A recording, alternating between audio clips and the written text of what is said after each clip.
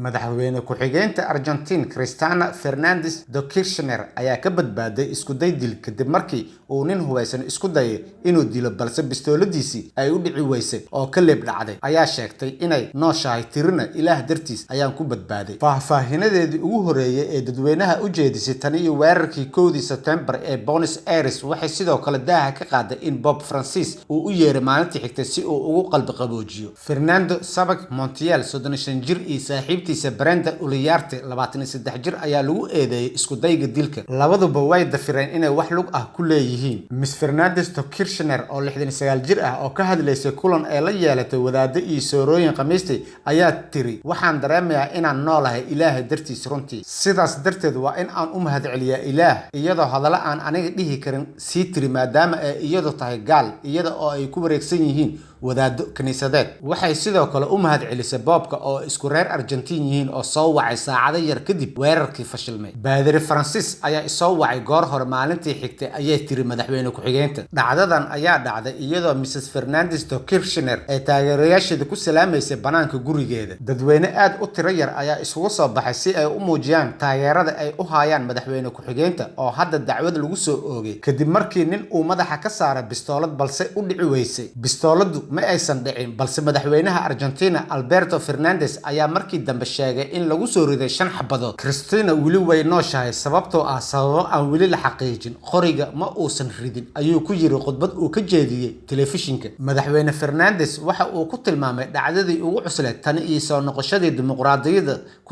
1983. Fernando Sabag Montiel oo ku dhashay Brazil balse tan iyo yaraantiisii ku noolaa Argentina ayaa lagu xiray goobta daqiiqada kadib dhacdada. Gabadhii saaxiibtiisa ahayd ayaa la xiray dhowr maalmood kadib. Baarayaasha ayaa wili isku dayaya in ay ogaadaan sababtii ka dambeysay weerarkii lagu dili lahaa Mr Fernández de Kirchner oo ah siyaasiyad garabka bidix ka tirsan oo ka mid ah siyaasiyiinta ugu saameynta badan Argentine. Ka hor inta aysan noqon madaxweyne ku-xigeenka 2019 waxay soo noqotay madaxweynaha Argentine 2007 ilaa 2015 iyo iyadoo soo ahayd marwada koowaad 2003 ilaa 2007.